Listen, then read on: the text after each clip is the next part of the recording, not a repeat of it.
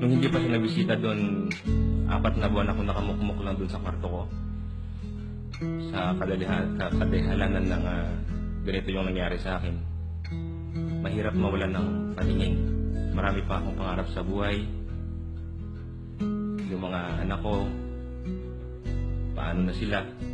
When I look into your eyes, I have imparted to the military and the police very clearly. You will have my support. You will have all the things that you need to fight criminals. Do not worry.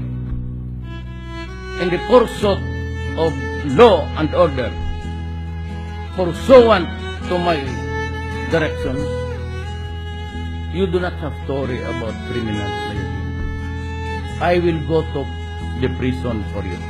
I take full legal responsibility. I won't give up on us, even if this. Inalagaan tayo ng mga nanay patatay natin. Pagtanda nila, alagaan natin. Paano ka mag-alaga ng putang ina kung gano'n sisirain mo yung mga bata?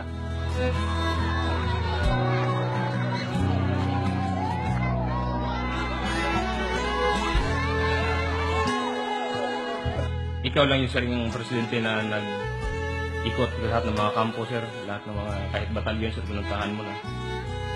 Kaya, napakasinsiro ng, yan talaga yung leader talaga na sincero sa kanyang ginagawa.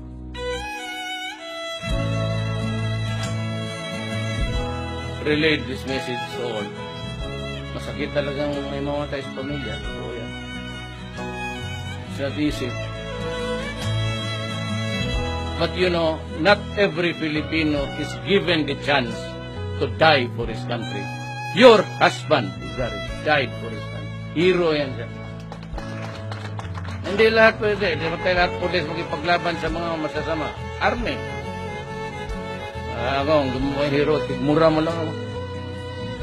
Yan ang mga abot ko, putang ina.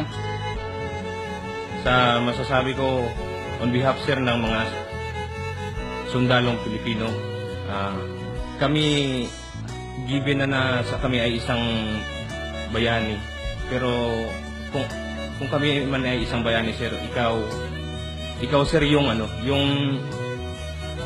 bayani ng mga bayani. Ikaw yung bayani namin, sir. Ikaw yung nagbigay buhay. Ikaw yung nagbigay buhay, sir.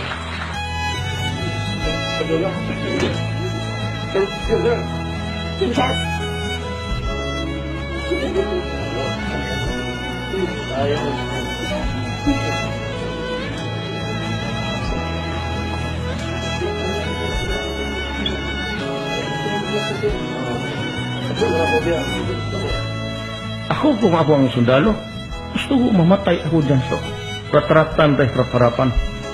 Bakit ako magpamili ng kamatayan na anong edad o basta ako sundalo. Ako'y handang mamatay. Sir, maraming salamat, sir. Wala man kaming maibagay na material na bagay sa iyo, sir, pero ang masasabi ko lang, sir, na until the last drop of our blood, sir, talagang makikipaglaban kami, sir, sa under ng iyong pamumuno, sir. And for as long as God will give me the productive years of my life, I'm 71, I will be in the presidency to protect you.